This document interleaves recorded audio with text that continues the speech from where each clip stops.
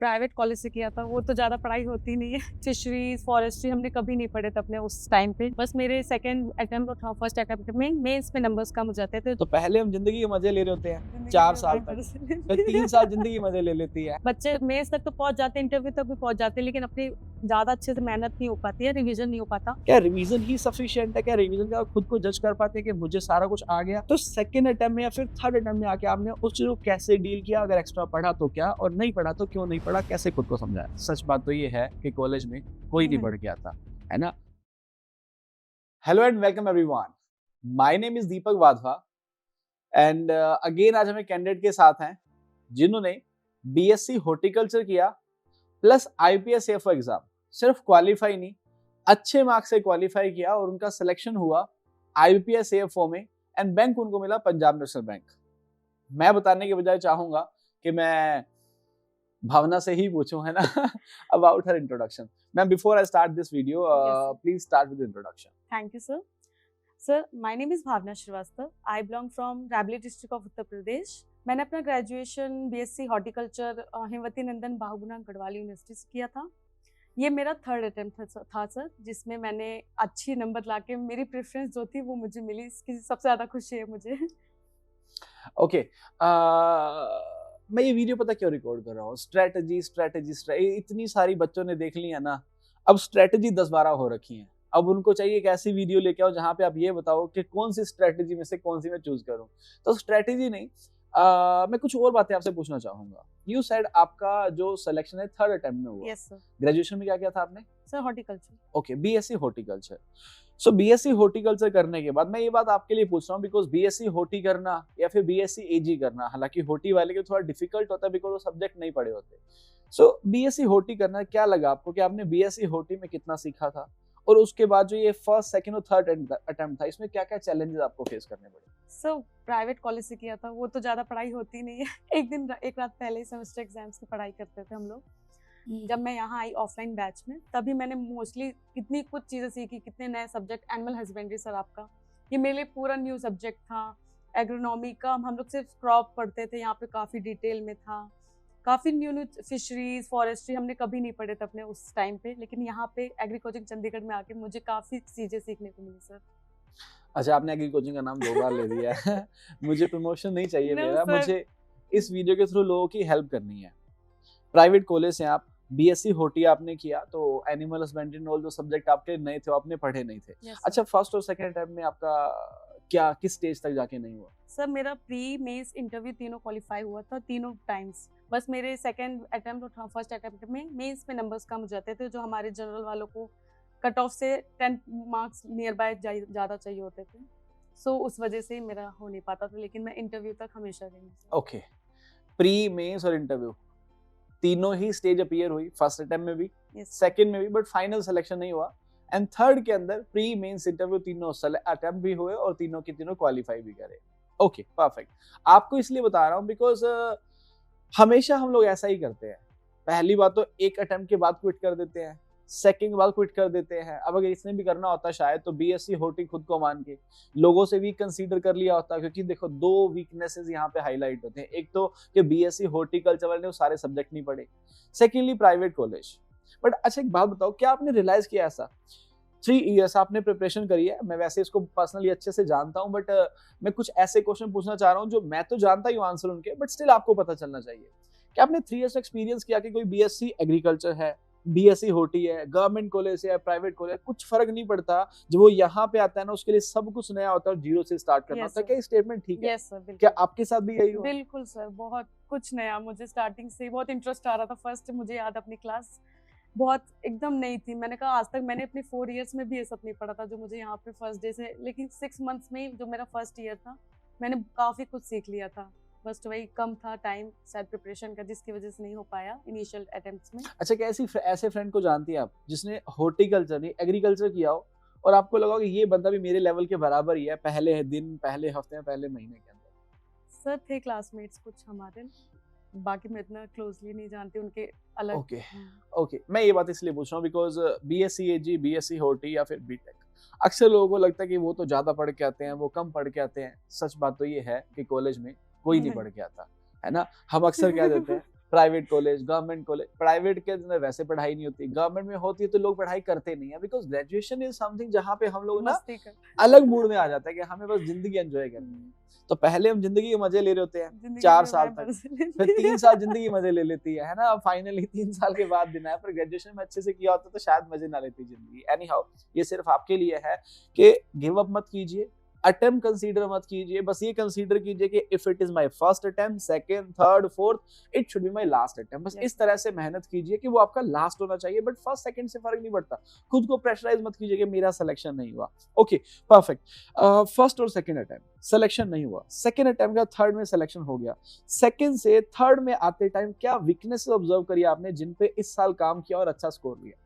Sir revision सबसे important part था। मैंने इस साल, आप जब सेकंड ईयर में थे, आप हमेशा मुझे गाइड करते थे कि माइनर सब्जेक्ट्स पे ज़्यादा फोकस हो रहा है आजकल एग्जाम्स को, तो मैंने टारगेट रख लिया था कि अगस्त, अब तो चेंज हो गया, नवंबर में होगा हमारा एग्जाम, तब मैंने था अगस्त सितंबर तक मुझे अपने सारे सब्जेक्ट्स के मेंस कम जिसमें मैं लैक करती थी, मल्टीपल रिविजन करना है। एक एक बुक का लगभग 5 से 10 बार तो मुझे कर ही लेना है एनी हाउ, जिससे जब दिसंबर या जनवरी आएगा तो मुझे कुछ भी प्रेशर फील नहीं होगा, मैं ईजिली आराम से करती जाऊंगी। तो मेरा तो रिवीजन ही था सर, बाकी मुझे प्री भी स्ट्रॉन्ग था, मेरा बस प्रैक्टिस करना था, मॉक्स दिए आपके, मुझे प्री की कभी टेंशन नहीं हुई थी, बाकी मेंस का सिर्फ रिवीजन की वजह से बेटर है। ओके, भावना आंसर करिए, फिर मैं कुछ बोलता जा रहा हूँ। उसका कारण ये है कि मैं इस वीडियो को पहले से प्लान करके नहीं बैठा हूँ, मुझे प्लानिंग करनी भी नहीं है क्या क्या हमें बोलना है। मैंने एग्जैक्टली इसे भी यही बोला कि हम नेचुरल फ्लो से चलेंगे, जो एग्जैक्ट है वही बताएंगे। मैंने पूछा कि सेकंड से थर्ड अटेम्प्ट में आते टाइम क्या वीकनेस आपने फील करी, and she told me revision, है ना। रिवीजन इज समथिंग, जब आप पेपर में आते हैं ना, आप पेपर अटेम्प्ट करने, यू आर लाइक कि मेरे 37 मार्क्स बन रहे हैं, 34 बन रहे हैं। ऑप्शंस होते हैं ना, अगर हमारा रिवीजन कम होता है तभी हम ज्यादा कंफ्यूज हो पाते हैं, नहीं तो ऐसे फिर हम मैक्स टू मैक्स या 2 में ऑप्शन में ही कंफ्यूजन होता है कि क्लैरिटी है कि ये नहीं होगा तो ये तो होगा ही, ये रिवीजन से ही क्लियर होता है। बच्चे मेंस तक तो पहुंच जाते हैं, इंटरव्यू तक भी पहुंच जाते हैं, लेकिन अपनी ज्यादा अच्छे से मेहनत नहीं हो पाती है, रिवीजन नहीं हो पाता, जिसकी वजह से वो फाइनल नहीं कर पाते। इस वजह से प्रॉब्लम इज बिकॉज़ मेंस में स्कोर कंपैरेटिवली कम होता है और फाइनल नहीं होता। फाइन है ना, रिवीजन आपको हेल्प करेगा, and revision 2 3 4 revision, at least 8 to 10 रिवीजंस होने चाहिए, है ना। अगर वो लोग जो फ्रेशर और खुद को बता रहे हैं कि क्या फर्स्ट अटेम्प्ट में सिलेक्शन नहीं हो सकता, ऑफ कोर्स हो सकता है, बट जो किसी ने 2 और 3 साल में कराना, आपको 1 साल में करना पड़ेगा। तो ऑब्वियस सी बात है, आप समझ सकते हैं कि अब 2 साल में कितनी मेहनत की होगी, अब आपको 1 साल में करनी है, 3 में कितनी करिए, 1 साल में करनी है, तो फर्स्ट में भी हो जाएगा, और नहीं तो फिर धीरे धीरे करके सेकंड और थर्ड में हो जाएगा। But as I said, whatever the attempt it is, first second और थर्ड, बट ये आपका लास्ट अटेम्प्ट हो जाए, उस तरह से प्रिपेयर कीजिए। ओके, इसके अलावा आपने बोला रिवीजन, परफेक्ट, आपने रिवीजन तो कर ली। अब सपोज के एक सब्जेक्ट है जिसको आपने पिछले 3 महीने पहले पढ़ा था, फिर 2 महीने पहले पढ़ा, फिर 1 महीना पहले, आज फिर से पढ़ लिया, और ओवरऑल आपने 8 से 10 रिवीजन कर लिए। क्या रिवीजन ही सफिशिएंट है? क्या रिवीजन का खुद को जज कर पाते हैं कि मुझे सारा कुछ आ गया, या कुछ और फर्दर करना पड़ता है? सर टेस्ट, सबसे अच्छा मॉक टेस्ट, फिर उसका एनालिसिस करना उस बहुत ज्यादा जरूरी है सर स्टूडेंट्स के लिए। टेस्ट का एनालिसिस कैसे करते हैं? हम ज़्यादा जो रॉन्ग करते हैं, सबसे पहले आप बताते थे कि अपने नोटबुक में हमेशा फर्स्ट डे से, मैं जब फर्स्ट अटेम्प्ट था तब से मेरी सारे एनालिसिस की नोटबुक्स हैं मेरे पास। अपने रॉन्ग अटेम्प्ट्स लिखिए, क्यों रॉन्ग किया वो लिखिए, रीज़न लिखिए, फिर अनअटेम्प्टेड लिखिए। एक बार अगर आप ज़्यादा कर चुके हो तो आप अपने करेक्ट आंसर छोड़ सकते हो, लेकिन रॉन्ग और अनअटेम्प्टेड तो ज़रूर नोटिस करिए आपने क्यों छोड़ा और क्यों गलत किया, फिर उसका रीज़न लिखिए। फिर नेक्स्ट टाइम इसी तरह, अगर आपने, सबसे ज़्यादा बच्चों की सर आजकल प्रॉब्लम होती है कि मेरे रॉन्ग बहुत हो रहे हैं, ये धीरे धीरे ही इम्प्रूव होता है कि अगर आप अपने एक्यूरेसी के साथ करोगे। एक्यूरेसी तो बहुत इंपॉर्टेंट है सर। ओके, सो एनालिसिस कैसे करना है किसी टेस्ट का? अनअटेम्प्ट और इनकरेक्ट मेंशन करिए, उन्हें नोट कीजिए और उनके रीजन लिखिए। बिकॉज मैंने गलत किया, ये बात तो हो गई, बट मैंने गलत क्यों किया, रीजन जानूंगा तभी तो अगली बार उस गलत को सही कर पाऊंगा। वरना मैंने बस लिख लिया कि मैंने गलत किया, ये लो 60 में से 15 आज गलत कर दिए, 16 कल कर दिए, 17 परसों कर दूंगा, है ना। बट अगर मैं रीजन लिखूंगा कि मैंने इस कारण से गलत किया, तो अगली बार मैं उसी रीजन पे काम कर पाऊंगा कि मुझे अब इसके बाद और क्या करना है, कैसे इंप्रूवमेंट लानी है। तभी तो 15 रॉन्ग से 14 से 13 से 12 से 11 और फिर सो ऑन आगे मूव कर पाऊंगा, जिससे मैं एक्यूरेसी मेंटेन करूंगा, प्लस डे बाय डे बेहतर होता जाऊंगा, है ना। अच्छा, टेस्ट एनालिसिस और टेस्ट, ठीक है, आपने किया। इसमें कभी ऐसा हुआ कि आप एक्सपेक्ट कर रही थी कि 60 में से मेरे अच्छे मार्क्स आएंगे, जो 40, 45, 50 या कितने भी हो सकते हैं। जब नंबर कम आते थे तो ऑब्वियसली एंजाइटी होना, थोड़ा डिप्रेशन फील होना, डिप्रेशन जैसा होता तो कुछ नहीं है, पर ये एक नया फैशन बन गया है ना। तो क्या ऐसा होता था? इफ यस, तो उसे कैसे टैकल किया? सर डेफिनेटली होता था बहुत बार, ऐसे मोस्टली डिप्रेशन भी होता था होता था। है ना? हाँ, ये आजकल का नया फैशन है। हाँ, कि नहीं होगा, क्या होगा, इस बार भी नहीं हुआ तो क्या करूँगी? पता नहीं, ऐसे-ऐसे थॉट्स आते ही हैं कि आज कैसा होगा फिर, क्योंकि टेस्ट से ही हम अपने आप को जज करने लगते हैं। लेकिन हमें टेस्ट से जज नहीं करना चाहिए। अपने आप को फिर इम्प्रूव कैसे करना है, उस पे फ़ोकस करना चाहिए। अगर नंबर कम आ रहा है, उस सब्जेक्ट्स को फिर और रिवाइज़ करो। कितनी बार रिवाइज़ कर सकते हो और कितना पढ़ सकते हो सब्जेक्ट्स के बारे में? क्या-क्या ट्रेंडिंग है, उस क्वेश्चन्स कहाँ से आ रहे हैं उस सब्जेक्ट से, क्यों नहीं हो पाया? नेगेटिव नहीं होना है सर हमें। ये बाद में मैं अपने आप को सेल्फ मोटिवेट ही करती थी। नहीं करना है, कैसे नहीं होगा, कर लेंगे। आप भी हमेशा मोटिवेट करते थे, हार्ड वर्क करो, बाकी सब हो जाएगा, एकदम पॉजिटिव रहो, नेगेटिव नहीं सोचना है। सर तो इसी तरह मैं अपने आप को सेल्फ मोटिवेट करती थी कि हाँ, कम हो रहा है तो फिर मैं उसको करती हूँ, रिवाइज़ करती हूँ, कहाँ में लैक हो रहा है उस पे मेंटेन करती हूँ सर। अच्छा, अगला क्वेश्चन, मुझे कोई कंसर्न नहीं है, आपने जो किया एग्जैक्टली वही बताइएगा। इन 3 इयर्स में जब एक बार सिलेक्शन नहीं होता ना, तो सेल्फ डाउट के साथ साथ ना सामने वाले पे डाउट भी आ जाता है कि क्या वो कंटेंट सही है जिससे पढ़ाई हो रही है, क्या मुझे कुछ और भी पढ़ना चाहिए। एंड ऑब्वियसली सबके माइंड में आता होगा। इस चीज से कैसे डील किया? अगर कुछ एक्स्ट्रा कंटेंट पढ़ा था, नहीं पढ़ा था, तो खुद को पढ़ने से कैसे रोका था? तो मेरा क्वेश्चन क्लियर कर दूं मैं सब लोगों के लिए कि आपने फर्स्ट अटेम्प्ट के अंदर ऑब्वियसली आपने मेरा कंटेंट पढ़ा, है ना? आपका सिलेक्शन नहीं हुआ उस फर्स्ट अटेम्प्ट में, तो सेकंड अटेम्प्ट में या फिर थर्ड अटेम्प्ट में आके आपने उस चीज को कैसे डील किया? अगर एक्स्ट्रा पढ़ा तो क्या, और नहीं पढ़ा तो क्यों नहीं पढ़ा? कैसे खुद को समझाया? सर मेरा वही फ़ोकस बताया कि रिवीजन ही था। मुझे पता था कि अगर आपके पास जो नोट्स है, क्या आपने उसको पढ़ लिया अच्छे से, उसका कर लिया मल्टीपल रिवीजन, तब आप नेक्स्ट अदर सोर्सेज़ पे जाओ। लेकिन अगर नहीं किया तो आप पहले उसको तो कंप्लीट करो। और सर मैंने लोगों को बहुत बोला है कि आप मुझसे भी, अभी भी बच्चे बहुत मैसेज करते हैं, आपने और किसके नोट्स पढ़े, कहाँ से किया, मुझे बताइए। मैंने कहा आप पहले अपना तो देख लो और कितनों का पढ़ो, सबका कुछ नहीं है। हमारी बुक्स में मैंने सर नेम राज सुंदर के बहुत सारे नाम्स आते रहते हैं। हमारे बुक में हमने देखा सब कुछ है सर, सारे कंटेंट है, मुझे कहीं ज़रूरत ही नहीं पड़ी। मैंने कहा मैं उनको पढ़ूँगी, टाइम वेस्ट करूँगी, इससे बेटर मैं इन्हीं को बार-बार पढ़ लूँ। जितने भी बने एटलीस्ट मेरे सेफ ज़ोन तो रहेगा, जिससे मेरा सिलेक्शन तो हो जाएगा। सर तो मैं इन्हीं का बार-बार मल्टीपल रिवीजन करती थी, बाकी मुझे कोई ज़रूरत नहीं थी कि मैं अच्छा, बार-बार। मतलब आपने कुछ नहीं पढ़ा। नो सर, तो मुझे आपने नीड ही खुद नहीं को थी। रोका कैसे कि XYZ बुक कोई और बच्चा पढ़ रहा है, आपको लगा यार ये ज्यादा नंबर ना लाए, उससे फिर खुद को कैसे कंट्रोल? मैं सुनती नहीं, मुझे कोई बताता ही नहीं था, क्योंकि सब अपनी स्ट्रैटेजी में रहते थे कि मैं पढ़ रहा हूँ, कि मुझसे भी पूछते थे, मैं कोई तुम पढ़ रही हो? मैंने कहा नहीं, ये सबको लगता है ना थर्ड अटेम्प्ट है, कुछ और पढ़ना होगा, कुछ अलग से करना होगा। मैंने कहा न्यूज़ फॉलो करो, न्यूज़पेपर देखो, कुछ ट्रेंडिंग न्यूज़ है या फिर टेलीग्राम से बहुत कुछ आते हैं, नए-नए चीज़ें बुक से अलग रहती हैं, उनको मैं नोट डाउन कर लेती थी। वो चीज़ें एक्स्ट्रा कंटेंट हो जाता था सर, तो मुझे इतना ही बहुत सफिशिएंट था रिवाइज़ करने के लिए। अच्छा, एक वर्ड आपने न्यूज़पेपर हाँ। पढ़ती थी, अगर पढ़ती तो क्या उससे आपको फायदा हुआ? यस सर, डेफिनेटली होता था। इस रीडिंग स्पीड बढ़ती थी, इंग्लिश समझने की नॉलेज मतलब वो अच्छी हो जाती थी, और भी इंग्लिश में प्री में हमारे हेल्प होता था सर, इस वजह से। ओके, इसके अलावा अगर मैं ये कहूँ कि ओवरऑल, अब स्ट्रेटेजी वाले वर्ड पे नहीं आऊंगा, पर जो लोग प्रिपेयर कर रहे हैं, किन किन बातों का ध्यान रखना चाहिए? सर सबसे बड़ा बिलीव इन योरसेल्फ। हम लोग बहुत जल्दी नेगेटिव होकर अपने ऊपर डाउट करने लगते हैं कि इतनी भीड़ कैसे होगा, इसका सेकंड है, थर्ड है, मेरा ये है। तो सबसे पहले अपने ऊपर बिलीव करना है, और हार्ड वर्क, कंसिस्टेंसी बहुत ज़रूरी है, कभी गिव अप नहीं करना।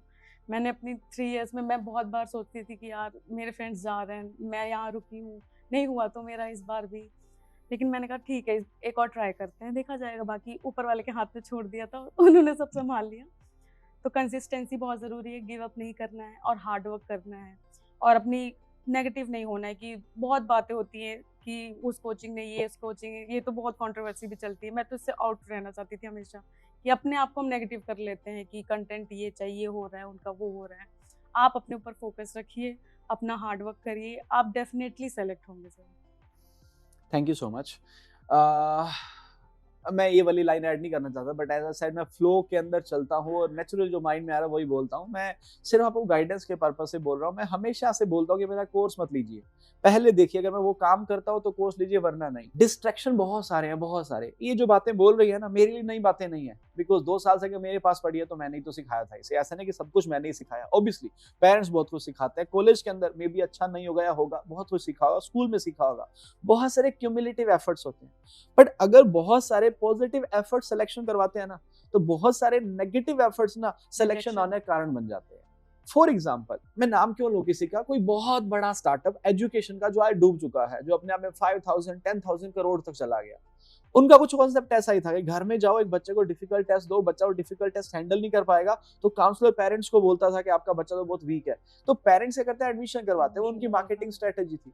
अब वो किसी ने सुन लिया, मुझे भी किसी ने वीडियो शेयर किया बच्चे ने कि कोई आपके लिए बोल रहा है, जो कि मेरा नाम नहीं बोला गया वीडियो में, किसी ने क्या बोला, कोई भी एक छोटा सा प्लेटफॉर्म, बिकॉज आजकल लोगों ने तरीका क्या पकड़ा है कि अगर खुद के एफर्ट से नहीं तो किसी की बुराई से ना अपने व्यूज ले लो। कुछ भी नहीं, वो नया नया बच्चा है, ग्रेजुएशन किया उसने, वो क्या बोल रहा है कि जो सबसे पुराने और बड़े बड़े कोचिंग सेंटर्स हैं वो भी यही करते हैं कि आपको डिफिकल्ट टेस्ट देंगे जहां से आपको लगे हमें उनका कोर्स लेना चाहिए। और एक्चुअली बोलूं, मैं मेरी टेस्ट सीरीज में क्या मेंटेन करता हूं, मैं एक एक सब्जेक्ट, आप चाहे तो प्लीज चेक कीजिए, इंजीनियरिंग के भी इस टाइम पे 5 टेस्ट है, विच इज माइनर सब्जेक्ट, उसके भी 5 टेस्ट है, सब्जेक्ट वाइज बोल रहा हूं, ओवरऑल तो बहुत सारे टेस्ट है। तो मैं टेस्ट 1 में जाऊंगा, 2 में, 3 में, 4 में, 5 में, तो इजी से डिफिकल्ट लेवल की तरफ जाऊंगा। And if she is giving me note, तो दैट मींस कोई मैंने पैसे देके नहीं बिठाया इसे, और ऑब्वियसली अगर बैंक में फुल लग गई है तो कोई मेरी बातों में नहीं आएगी, वो हाँ कर रही है बिकॉज उसने ऐसा रियलाइज किया है। मैं आपको इसलिए बता रहा हूँ, इट्स कंप्लीटली फाइन। अगर आपको लगता है कंटेंट टेस्ट सीरीज अच्छी है तो लीजिए, वरना मत लीजिए। बट द पॉइंट इज, अपने ब्रेन को, अपनी इंटेलेक्चुअल को यूज कीजिए, क्या सही है क्या गलत है ना। अभी तो ये वीडियो उस टाइम पे आ रही है जब इलेक्शन का टाइम चल रहा है, वोट किसको देना चाहिए, जो सही हो, ना कि जो खुद को सही कह रहा हो, राइट। तो सेम है, अपना कॉन्शियस, अपना ब्रेन, अपना इंटेलेक्चुअल यूज कीजिए, वेयर यू कैन डिसाइड कि मुझे क्या करना है। मैं इसीलिए स्ट्रेटेजी नहीं पूछ रहा क्या थी, बिकॉज आपने इतनी वीडियो सुन रखी है ना। आपको बताऊं, मैं ही बोलता जा रहा हूँ, रियली सॉरी। हम लोग क्या करते हैं ना, पावर ऑफ रीडिंग इस नाम से कितनी सारी वीडियोस देख लेते हैं, बट रीडिंग की हैबिट हमारे अंदर नहीं आती। सर, क्या पावर आवर वाली भी टेक्निक मैंने यूज की थी, मुझे बहुत हेल्प मिली थी उससे। एक पावर आवर की टाइमर सेट करो, जैसे आप प्रेशर फील करते हो एग्जाम में कि 1 घंटे में इतना पढ़ना है, उससे सच में आप 4 घंटे की पढ़ाई आप 1 घंटे में कर लेते हो। वो बहुत सोचते हैं ना कि आप कितने घंटे पढ़ते हो, आप उस हिसाब से पावर आवर वाली टेक्निक एक अच्छी थी। एक आपका 1-4-7-30 वाला जो डेज वाला था, वो भी बहुत हेल्पफुल था सर, इसको मैं ऐड ऑन करना चाहती थी। Thank you sir. 2 बातें बोली, जो मेरे स्टूडेंट है वो पहले से इस बात को जानते हैं। स्टडी के टाइम पे आप जब पढ़ें तो you should use power hour technique, और आप जब रिवीजन करते हैं तो मैंने सुबह अगर नहीं पढ़ा, शाम को फिर से पढ़ लिया, this is not efficient revision, है ना। आपको रिवीजन के लिए क्या करना चाहिए, 1-4-7 और 1-4-7 1-3-7-30 का फॉर्मूला यूज करना चाहिए। ऑफ कोर्स अगर आप स्टूडेंट होंगे तो आप जानते हैं, मैं एक स्पेशल वीडियो बना दूंगा क्या होता है आपको बता दूंगा। बट ये फॉर्मूलाज, बिकॉज ये नहीं इंपॉर्टेंट होता कि आप कितना कर रहे हैं, कैसे कर रहे हैं, ये भी तो इंपॉर्टेंट है ना। तो 10 घंटे पढ़ाई तो कर रहे हो, वो तो एफिशिएंट नहीं है। दूसरा बंदा 6 घंटे पढ़ाई कर रहा है, आपसे ज्यादा पढ़ ले रहा है, why, because they are using efficient technique than you.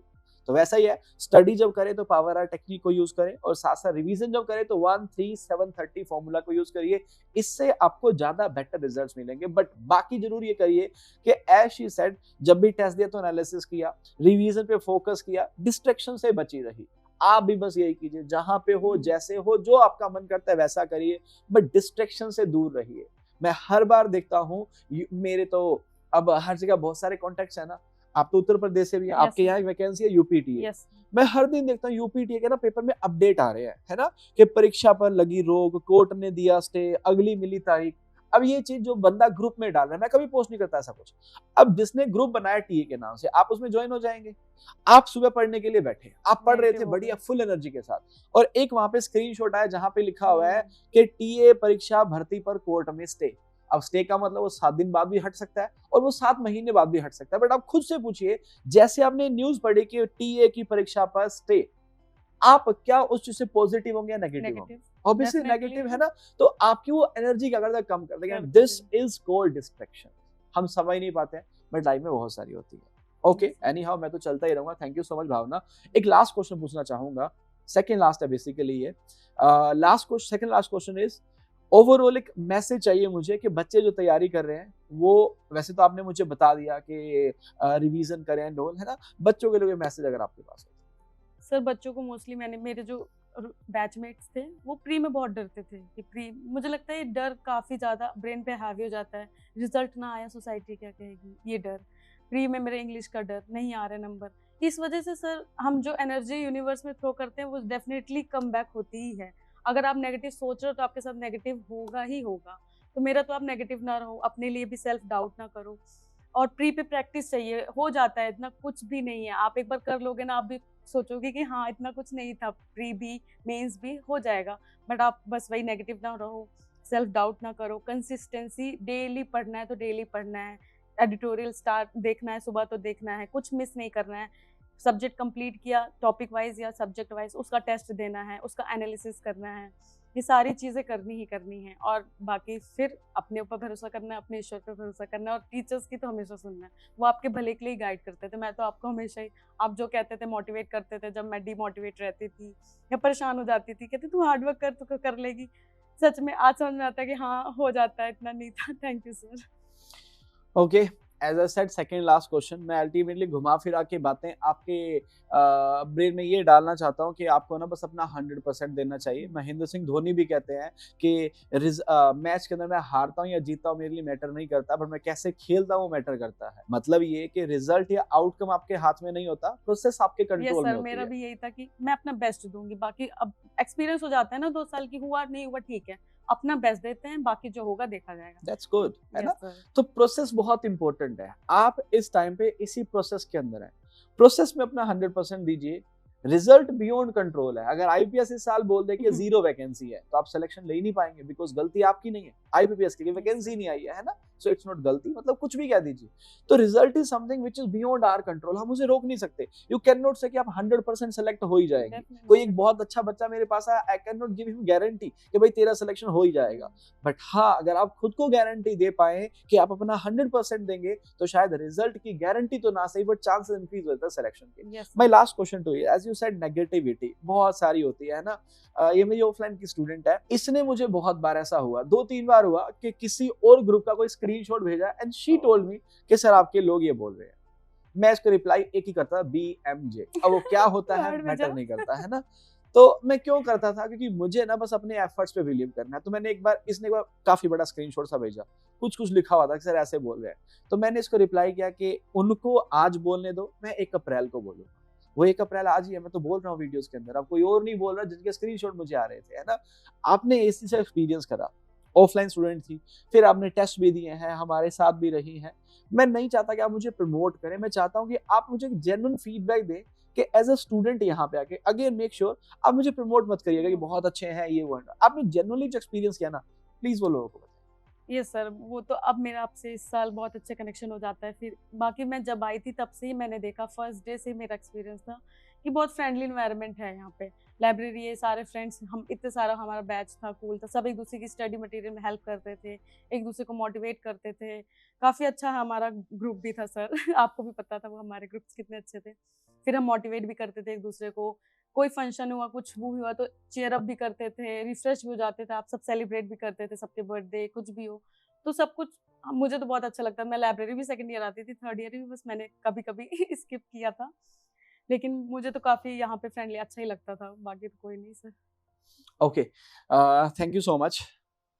I hope so आपको इस वीडियो से, where I am not talking about strategy, मैं आलतू फालतू की बातें कर रहा हूँ, बट ये आलतू फालतू की बातों से ना आपको एक विजन मिलेगा, एक डायरेक्शन मिलेगी, है ना। इसको मैं चाह रहा था कि लाइट से वे में करूँ कि वीडियो देखने के बाद ना अब जो लोग देख रहे हैं ना वो अब ऐसा करें, पढ़ाई करेंगे अब, है ना, कि वो नेगेटिविटी निकल जानी चाहिए। एकदम पॉजिटिव रहना सर, एग्जैक्टली, है ना। सब रिलैक्स होके करना है, रिजल्ट का कभी नहीं सोचना सर, कभी भी नहीं। हम रिजल्ट का सोच के हम ज्यादा अपने आप को रिजल्ट से दूर करते हैं।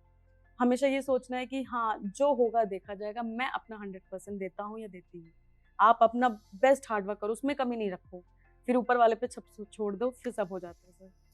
Okay, that's it from our side guys. इसके अलावा आपको कोई भी डाउट होगा where she can help you और where I can help you, please इस वीडियो के कमेंट सेक्शन में लिखिएगा। एंड हाँ, ये मेरी स्टूडेंट और ये सेलेक्टेड भी है, तो मुझे इसे ये नहीं कहना पड़ेगा कि आई विल रिक्वेस्ट यू कि रिप्लाई करना, डेफिनेटली शी विल रिप्लाई।